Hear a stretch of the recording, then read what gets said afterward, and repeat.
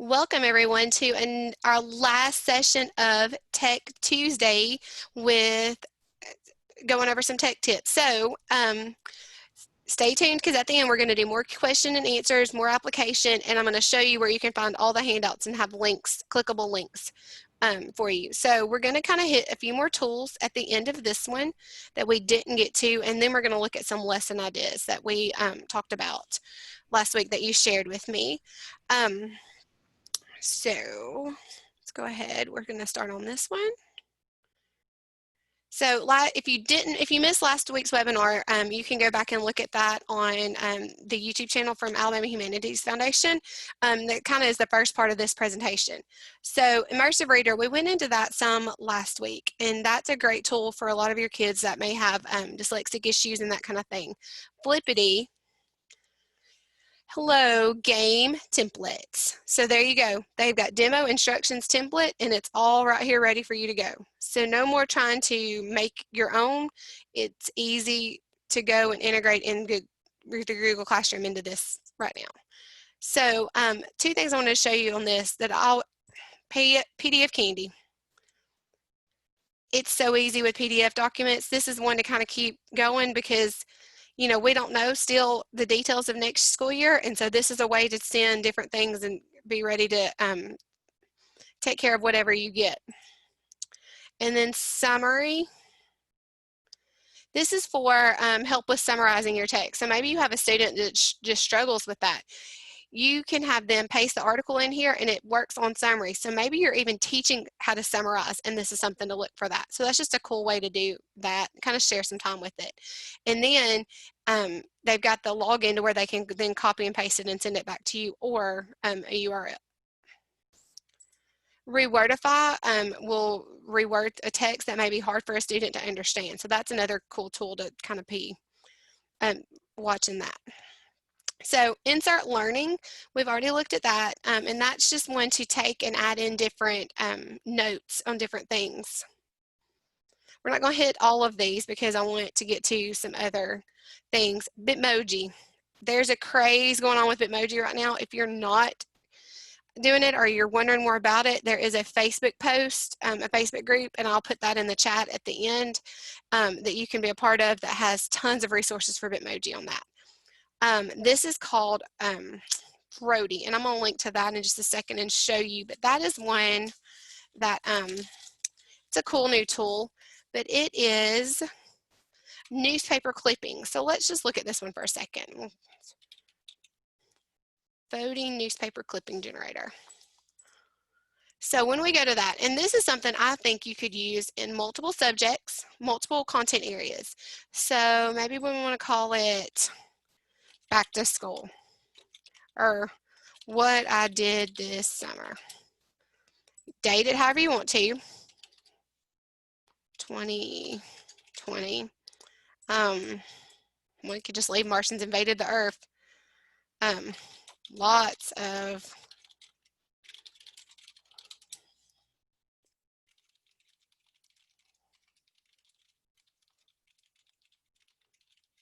so think about this for a second. I mean, we're just doing generate, show you. So have them, they can do it all they want to, as far as they want to on that. But think about this too. Maybe it's retelling a lesson in history and they're summarizing what happened from the perspective of maybe a different battle or somebody going back in different time and stuff. And when you do the generate, this link, they can then, there is a download your image. So then they can download that image and upload it into your learning management system or however you want to do it. So that's just something, kind of an easy way and something you can use with multiple content areas for learning to happen.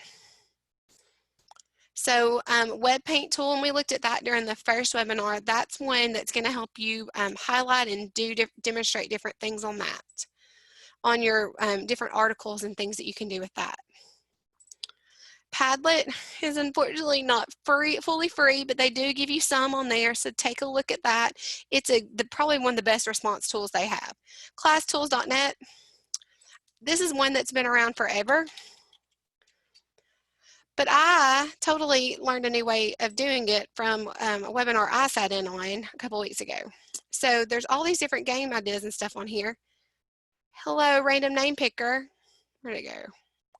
Putting math facts on there. So I never thought about using the random name picker for something other than names. So you can put random math facts on there that you need to work on and have the kids like spin and work on that kind of stuff. So there's tons of different ways that you can do with these. And we're going to look at these some more when we hit to some more lesson ideas. DuckDuckGo is a search engine that you can use that will not show up other places. You know, we all have that thing we've searched for on Google, and all of a sudden you get on social media and there is that thing you were looking for, and you're sitting there going, okay. Slides Mania is a website that this lady has put time and effort. It's extensive, and she is showcasing, like she shares just different Google templates and stuff. So take advantage of that. These are more just tools that you can kind of look at, different extensions.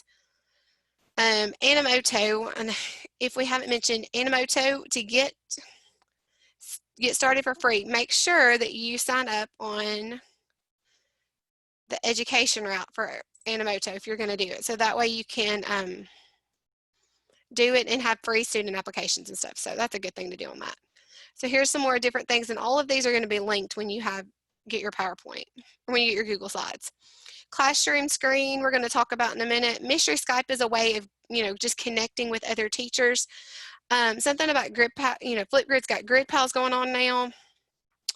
HyperDocs, let me spend a minute here real quick, and then just to kind of, if you've not thought about HyperDocs, this is a way of embedding a lot of your instruction into one document. And you've got the HyperDocs Scroll site linked here to where you can look at the different models like this, but you could also create something similar to this in Wakelet. So like I mentioned last week, you know, when we did the Q&A, Wakelet is where you could build a whole lesson within one of those. So, because you can add in documents and things like that. Let me review that real quick with you.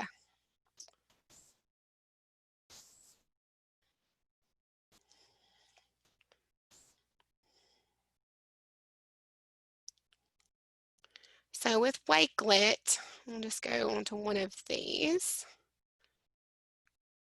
And if I click edit, it's going to show down here where you can add in a URL for something, text, a YouTube video, tweets, bookmark pages, pictures, PDF documents, something from Google Drive, or a Flipgrid video even link. So there's tons of different ways that you can create a HyperDoc even within Wakelet. So that's an option to think about, especially with certain studies that you have. And here's the thing, this summer, start thinking about how you can incorporate some of, you know, what you're already doing. Maybe it's YouTube videos for one of the decades in history, articles that may go along with that same, and start curating and putting all that together in a Wakelet. So then, you know, because that's going to benefit you in the classroom, even digital or in person, because that's something you've got all your materials organized right then. And it's something also you could share with parents if they need help to showing how to do it. So that's a way of turning HyperDocs. Wakelet's a tool to use for that. If you want to do it just in Google Docs, there are links right here that kind of show you how to do it. And I can also send you a basic template if you'll just send me an email about it that I created. Just a quote to kind of keep focused and remember what we're talking about. In today's world, ignoring the power of technology is akin to taking the toolbox and tool belt from the carpenter. So use technology as that tool, okay? You still bring the content, but we're adding your tools into it. These are just some great links of some other things to keep in touch with, and just some sites that have more information than we could talk about in an hour. Last week, this is where we went to with some more lesson ideas. We ended on this during the Q&A session. And this just has, every time you get asked different things of, oh, what is your favorite tool, or what is your top 10? This would be my top 12. So I couldn't figure out just 10 to put in there. So these are the ones that I would, if you were going to play with some tools this summer and start working towards things, this is where I would start. If your school system asks you about, you know, tools you need for digital learning, Screencastify, Screencastify, Screencastify. It's got so much you can do with, you know, doing your screen and things. Flipgrid is announcing updates this week, and so pay attention to Twitter and their website for new things that they're adding. They're always constantly listening to teachers' opinions and sharing those things with them. Now let's get on to some more lesson ideas. So, and yes, you're going to get a copy of this one as well. So we started off with just these two sections right here. And remember, the links that go to this are not just to that tool, they're links to take you to different resources. So I tried to make sure that the links were interactive. That's that slide mania as I was telling you about. I just want to show you how wonderful this site is if you have not seen it. So, choice board and games. Look, she's got the templates already for the files for choice boards and pulling them out and different things. So you can use it in PowerPoint if you need to, or using Google Slides. So that's just something, don't make the work harder for yourself. Take a look at places where templates are already created. So as we go through this next one, we're going to talk about some different ideas. Some of the pictures are interactive and we'll go to a different blog article. Some will just go to the link of that tool. So this is a website I learned about just this week, and it talks about mathematics and movies. So math is the hardest thing, and I'm just going to go ahead and apologize now. Math teachers, I tried to find as many things as I could for you. It's just hard. It's hard because math is so paper pencil, being able to see the work and the thought process to help students out. But we do have some ideas.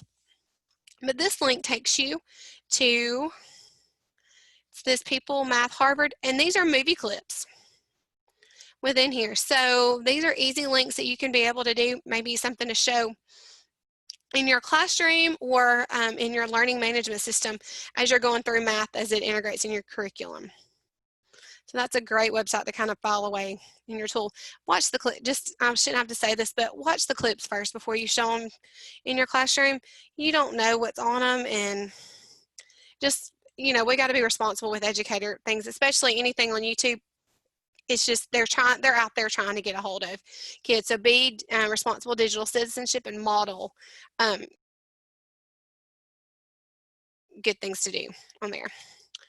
This is an update that just posted last week. I know we had a couple of ESL teachers asking questions last week. So this is going to take you to the link.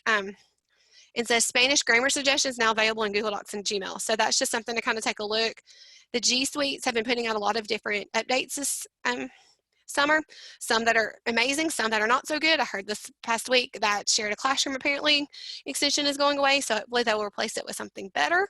But this is a blog to kind of follow and keep up with updates. So for my ESL teachers that mentioned last week kind of wanting some more help and stuff, here is a link to kind of take a look at how to make that work.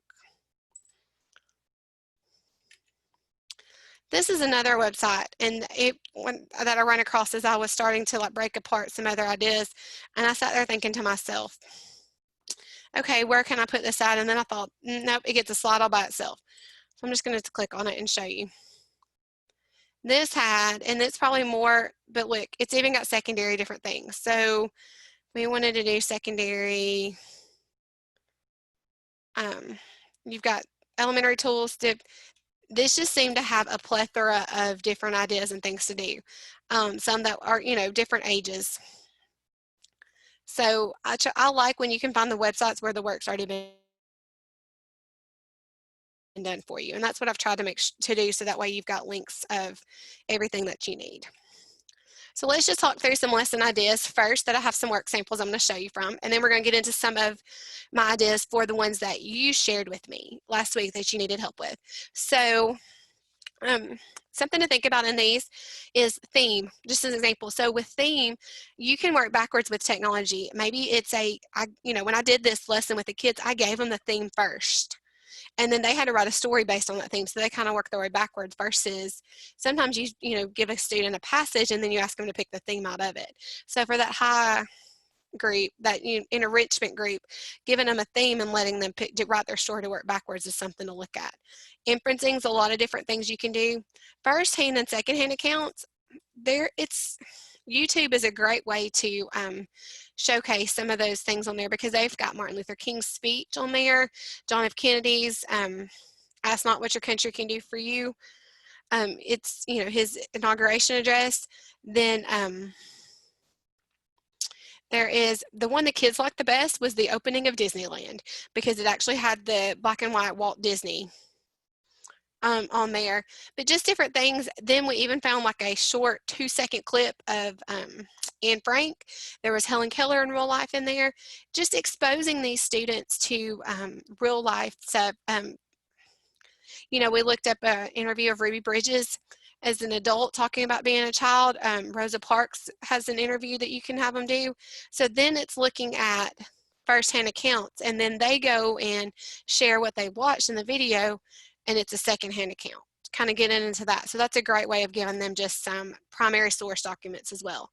Comparing, contrasting, you can use technology with that. I'll show you a couple of things. Inferencing, we used a New York Times website, and I'll pull that up in just a second, where it had pictures, because this was working with 4th grade that year, and by that time they don't want cartoons. You know, they're starting to get older, and they don't want a cartoon picture. They don't want any picture that looks babyish. So we went to, go ahead and pull that up.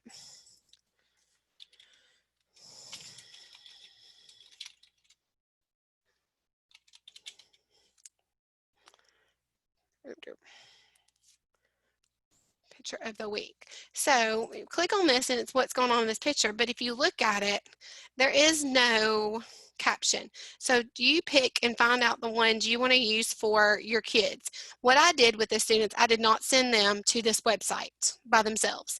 I picked the pictures that I wanted them to have a choice from, and I shared it in a Google folder with them, or put it in the Google Classroom. So depending on the age of your students, I wouldn't just have them pick any picture, because you are going to the New York Times site. So you need to kind of do some pre-work ahead of that. But it's great for inferencing, because you are taking away what really happened in the picture and asking them to choose it and to work on it from there. And I'll show you an example. Pull it up real quick.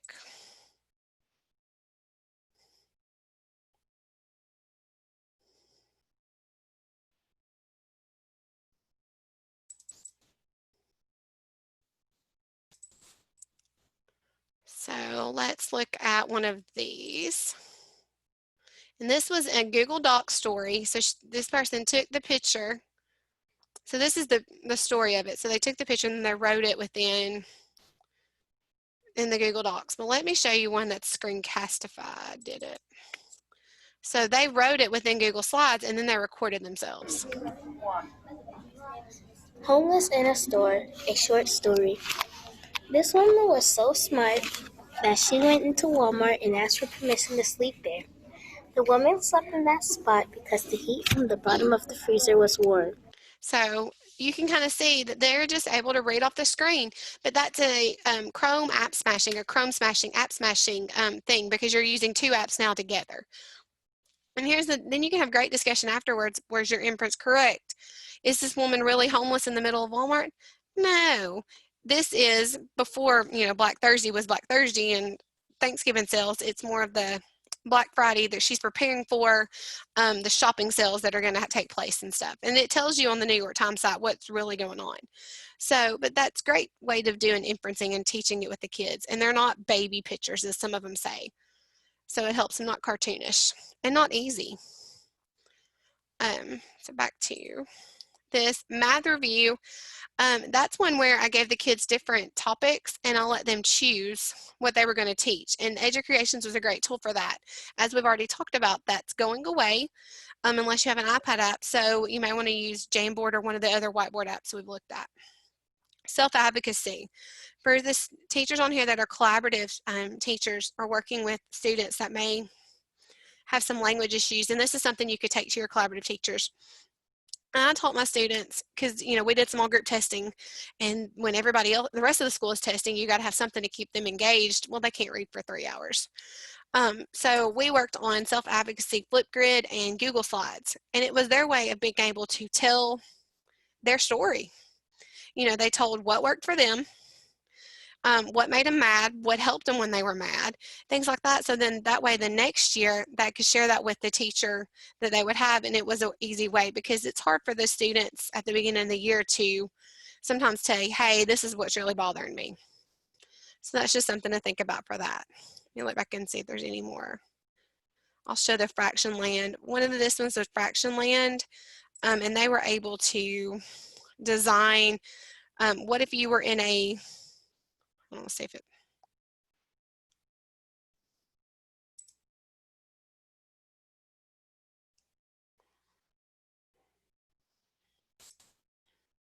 okay, that one's not talking. But this one,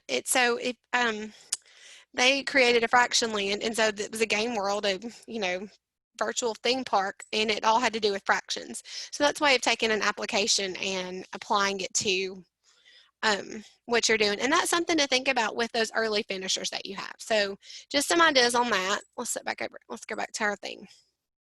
So student choice equals student voice. Think about giving your students a menu when you start to give them tech choices and push out. And here's some articles on digital choice boards and things that you can do with that, interactive learning menus. But this is the one I used when I taught that group with the thing. They had all these on here. Well, when I created it, I didn't know about Animaker. I was like, what? I just thought, well, we'll just throw that in. It's easy for the kids to play with, that kind of thing. They decided it was a great tool. They loved it, but it didn't work great on Chromebooks. So they stayed away from that. Maybe you're teaching a group and you don't want them having this many tools. Well, make your table and customize and just give them 4. But give them one that, let them play with and that kind of stuff. And this is after you've already taught some digital citizenship, after you've already taught, kind of how to treat technology and how you should behave with it and that kind of thing. But then you put the links within that. So this link on here, when you get this document, is going to force you to make a copy, and you've got a copy of this. ThingLink has gone to where it's making you pay more now, so you may want to change that one out. Powtoon will let them create a full video on that, but then if you want to go to publish it, like compress it and put it all together, it'll make you take out part of the pro things on that. Okay, so I took these from what you all suggested last week. Cannot seem to make that go away, so I apologize right there. Things that you said you needed ideas on, I did the very best I could to think through them.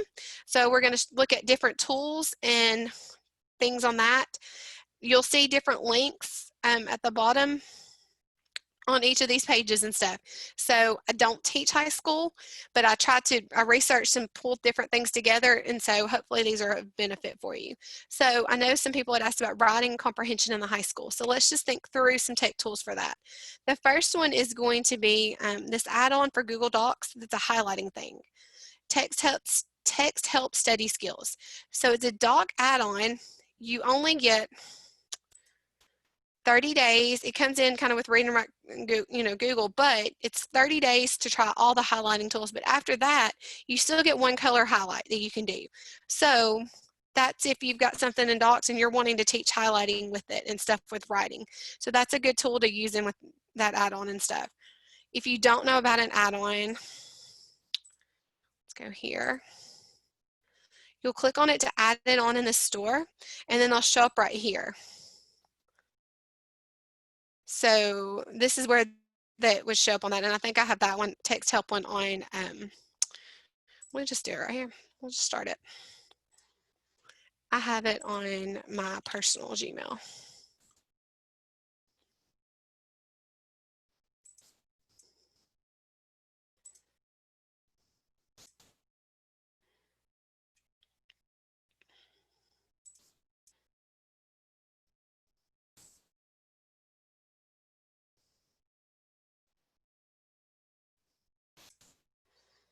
Okay, so now when I go up here to add-ons, there's text help study skills. So we're going to show highlighting tools because I want you to see that. So see, you've got the highlighting here.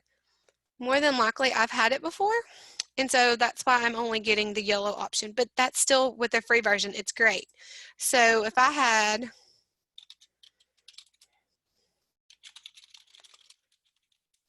and I know you can do highlighting in here, but let's look at what you can do. So I go in here and I highlight yellow, so that's going to do that, and then I want to collect highlights.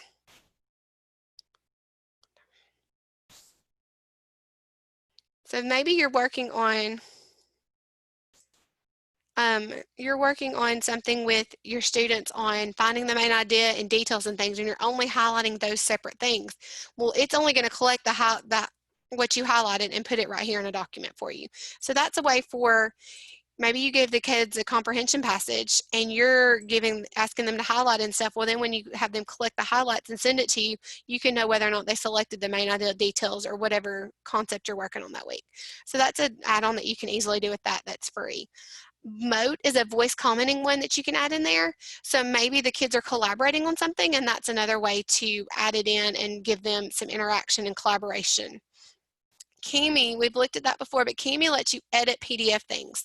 So that's a document if you're teaching any kind of concept in the comprehension and writing thing and you need to be able to annotate on top of a PDF, that would be a way to do it. And then they can save that annotation into their documents in their Google Drive and then send it back to you. Grammarly. I don't know where I would be without Grammarly. I'm just saying, it's a helpful skill, and that's something right now that high school students need to go ahead and know. They need to know where to put the Grammarly extension at and be able to use that for things that they do. It'll even do Facebook posts. You can still have Grammarly watch out on Facebook for you. Here's a couple of links of different things, of like some top 10 lists for other writing things. Caitlin Tucker is a teacher that I heard about in another webinar that I was in, that's a high school English. So I started to just post a couple of her ideas on here, and I thought, no, y'all just need to have linked to her blog to be able to look through it. So this is tons of information on here. Favorite web tools that you can go at, she's got a link on that and shows different things on that. So, and she does come from the perspective of high school with it, high school English. So that should be a great kind of just something to take a look through and from that perspective. So that's linked right there for you. So hopefully that'll help the high school English teachers that were asking for some writing and comprehension tools. Now let's look for social studies and history. So there are links on the bottom of this with different things to look at. But one thing to think about with social studies and history are some of the Google tools. So we've talked about Google Tour Creator, and there's some link here on just some ways to do different things. But Google Earth, and I'm not going to open it because it'll log down the webinar thing, Zoom. But Google Earth has things called knowledge cards now, which will give you other materials and stuff already created. So you could go to some of these historic places and look at things, and the work's already done for you. You're just having to create, put everything together in Google. And by everything together, I mean, this is our first stop, this is our second stop, this is our third stop. So that's just something to take a look at for adding in the technology with it. And that'll also be an easy link that you can put in. Kids will have access to Google with the Google account. So if you're a Google school, it's going to be real easy. Docs Teach is a primary source document place that has a wealth of activities and documents and things. So you can log in as teachers on here, but you go and look, explore primary source documents, discover activities you can teach with, and create fun and activity things. And it has tons of different things for history. So there's a great way to be able to get a hold of different things on there for history documents and things. Then this is a link for virtual field trip ideas, and it has different things on there because, we may not be able to do field trips next year. So finding out now what are some virtual field trips that you can do that correspond with what you're doing is a good thing to go ahead and start with. Google Drawings. This is a way to use Google Drawings. I'll link on there. But remember, we've looked at, let me do this. And Google Drawings is not one that's going to stay in the ads very well, so you kind of almost always have to go and Google it like this. But you can go in here to Google Insert and pick different images on the web. So if you wanted to look at monuments, you could pull things up on that and annotate and do different things on that. Or maybe you're working on map skills. There are different ways you can use this to integrate into social studies and history. Maybe even documents. Let's see. So there you go. You can even pull documents in and do things like that, and then they can insert text boxes and type on it as well. So that's an option for another history way of adding in stuff. Flipgrid has a thing on there for grid pals. And that's where you're looking at when you look at communities and things like that. Not just communities, but countries and ethnic lifestyles and just habits and customs and things that they do. So we go up here to Grid Pals. And let's zoom out.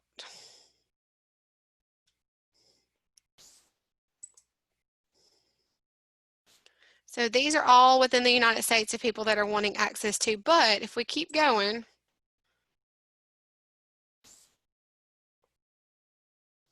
okay, it's not showing on there. There it is. That's what I was looking for. Yep, let's go back. So there's all the classrooms in the United States, but give it a second. Because like this first one right here is showing Singapore. Let me go out one more.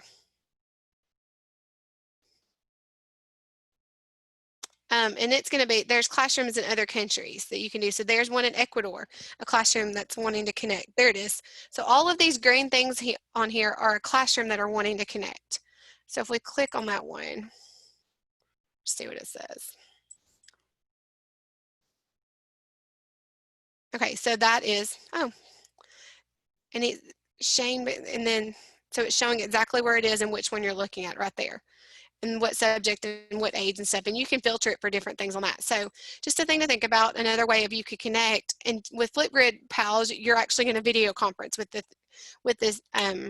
other classroom, so you can learn about their way of life. You could do play guess where you are, you know, just looking at different community things, things they have in common.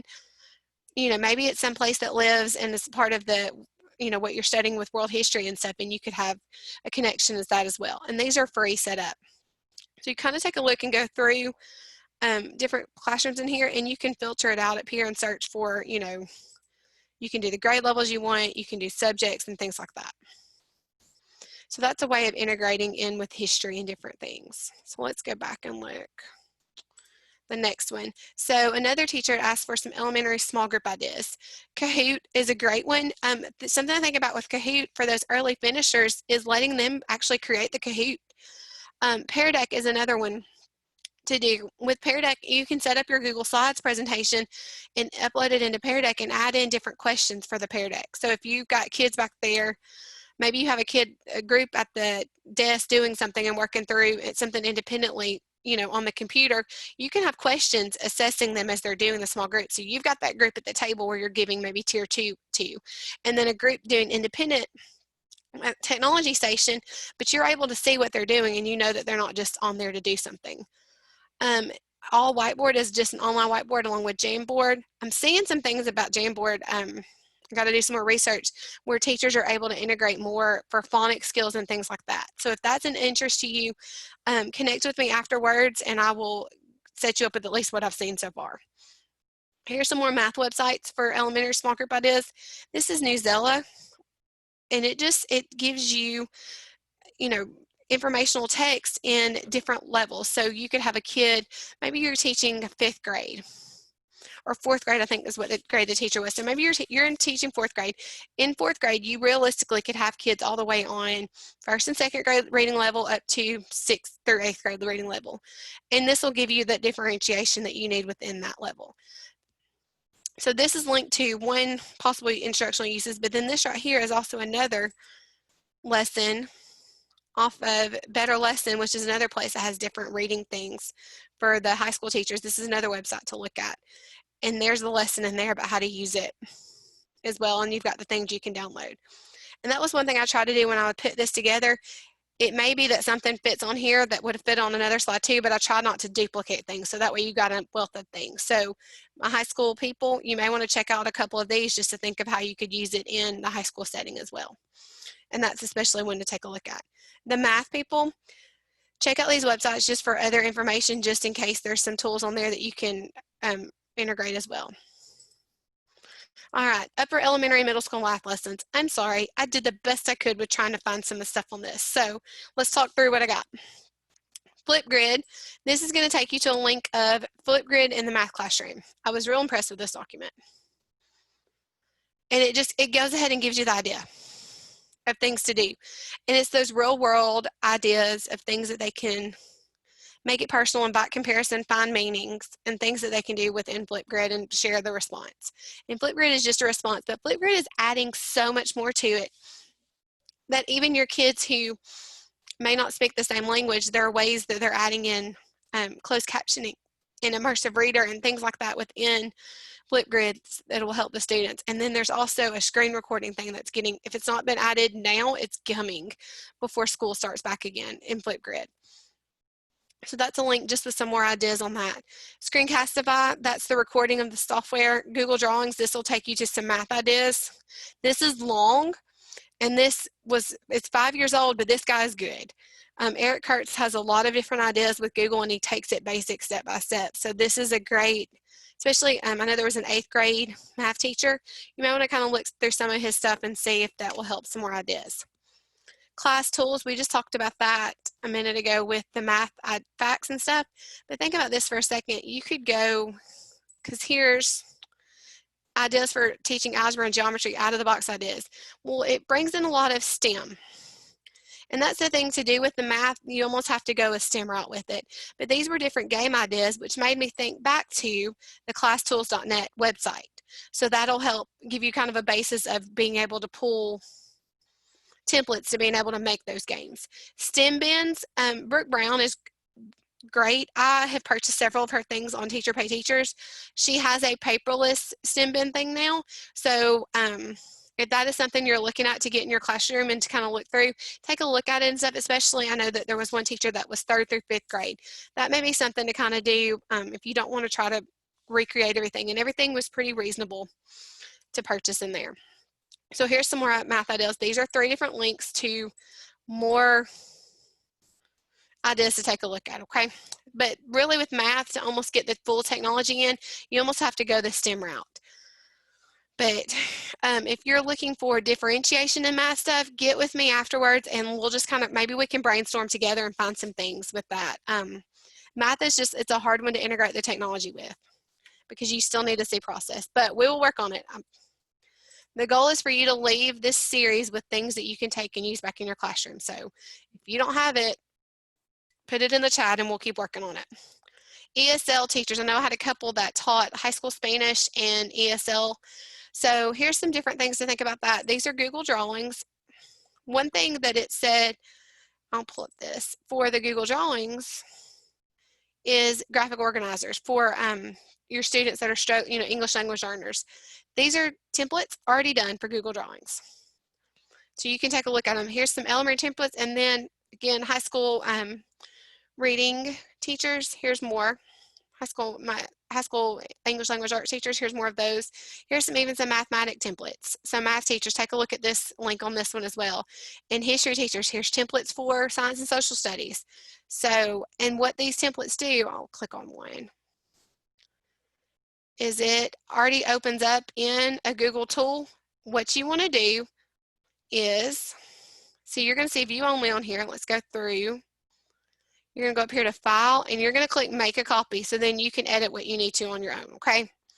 But it's already got the different things on here. Look, it's already done for you.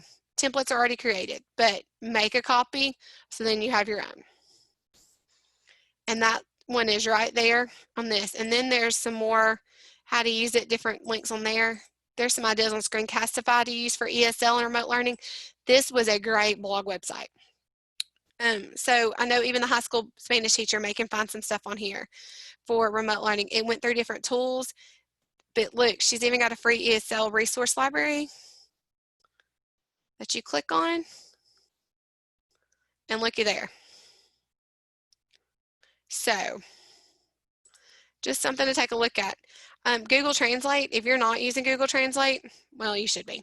So it's something that I use quite a bit with my students, and I think Google is pushing more things out there, so there's going to be even more ways you can do it in Google Docs with that. Flipgrid, this will go through some ideas of how to use Flipgrid for everybody on that, but there's also a great, that Flipgrid's just something, I know you saw Flipgrid on a bunch of different ones, but Flipgrid really is that universal tool. So it's something to play with this summer for sure. Natural Reader is a Chrome extension now plus an online reader. So you've got, let's just go to online reader. You can upload the files up in here, drag and drop files, copy and paste. So then it has it where it'll read it to you, and you've got other languages that you've got on here. So it'll read it. Maybe you put an English thing that's reading on that. You've also got dyslexic font. So it'll change for what you need for your students with that. So that's a tool to take a look at as well. And I don't think I have that in any of the other ones, so add that to the toolbox. So hopefully this will help my high school Spanish and English as a second language teachers that are on here, ELL teachers. Executive functioning. I know one teacher mentioned wanting to need some stuff for that, so we're going to end on that for today.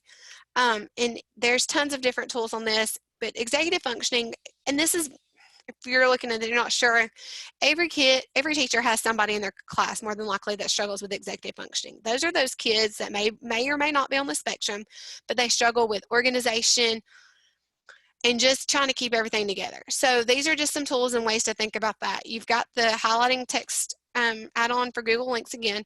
Both of these are more resources and different things to take a look at. This is a how to use Google Keep to help students stay organized.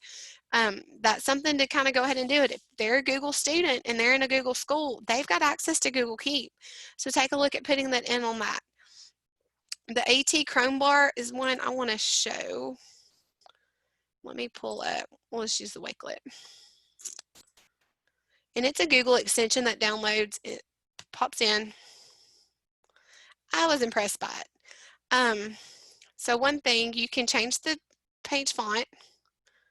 So you can make, maybe if you've got a student that different font needs to be on there, so that's an option. You can also make the font bigger.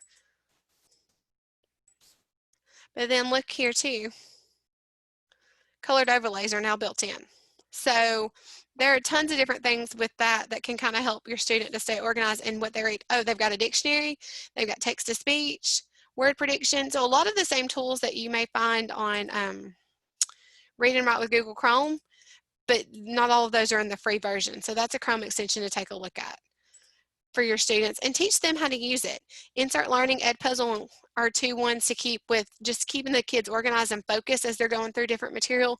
Quizlet, middle school and high school teachers with students that are struggling with study skills, teach them how to use Quizlet. Teach them how to make their own flashcards on that. And if you've got a kid that maybe can't read some of the multisyllabic words, but they know the stuff if it's read to them, Quizlet will read it to them. So take advantage of the tech tools that can help our students with what they need. Classroom screen. This may be one you could use this in your classroom as a whole, or we're going to just use the classic for right now. This could even be something that you set up for your student. Come on. So maybe you're helping your student they need the timer. So you set the timer for what all they need for their thing they're doing. You get the clock up there so they know how to pay attention to the time. You've got the traffic light, so maybe it's a kid that needs to know I can ask questions, I can't ask questions. You can put the text assignment up there that they need to do. But mainly, you've got to be able to help with that timer and the traffic light on there to help them staying on task and knowing what time. Because let's face it, most of our kids, even the older ones, can't tell an analog time. They struggle to be able to tell the clock on the time. So you may tell a student, hey, there's 5 more minutes till the bell rings. Most of our students don't really know what 5 minutes looks like. So you've got to give them some kind of ideas, and we tell them not to look at their phones. So you've got to give them some kind of idea to know how to space their time out and how to know this is what 5 minutes is, this is what 5 minutes isn't, and how to look through that and help them, be able to help themselves with that. So, there are other timers and stuff. If that's not something that'll work for your student, we can look at something and try to see. But what I tried to do, hopefully this is helpful.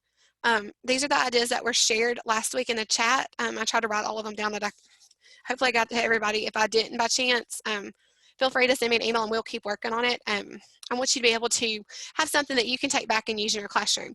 So I try to narrow down a few tools. So like the teacher that asked about executive functioning, these are a few tools that I would concentrate on if I were you to make sure you knew how to do. Yes, everybody needs Google Docs, Google Forms, Google Slides. That should be a standard Google type thing. But for the other tools, I try to narrow it down, just some others for you to think about. Hopefully that's helpful. I know over this course of these 4 webinars, I've probably thrown almost 200 tools out at you, but I wanted this webinar to be the one where it showed you more of application and things like that. So hopefully it's giving you some ideas to think about.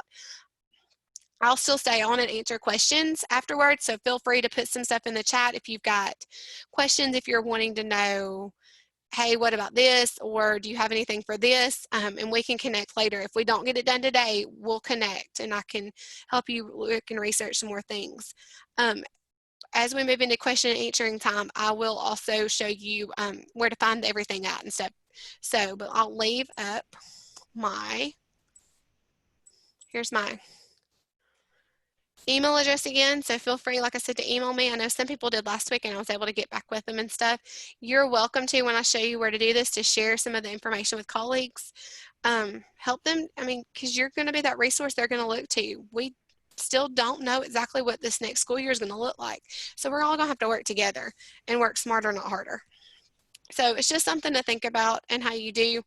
Bitmoji, if you're not into this craze, well, but there are ways you can do it and customize things now and make it look even cute and like you want it to and stuff. So there's so much you can do with that and play around.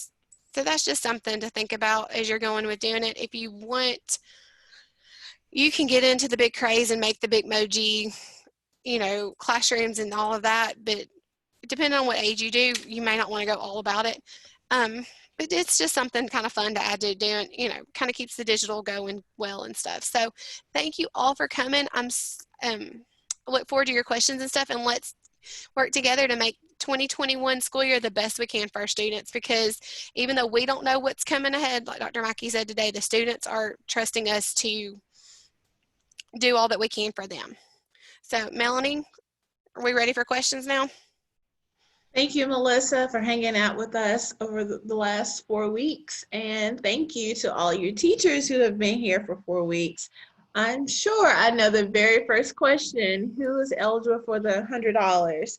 I do not know today. I'll actually have to go through 4 weeks of registration forms and attendee lists. So please give me a day or so to get through the list, and I'll send out an email. If you like, you can go ahead and log off now. Melissa and I are going to show you how to get to your certificate and then do questions and answers. So if you want to hang on, if you have questions about how to get your certificate to print, stay on just for a few more minutes, and you can also do Q&A with Melissa. Again, Melissa, thank you, and to all the educators, thank you as well. We'll look forward to seeing you at our next super workshop.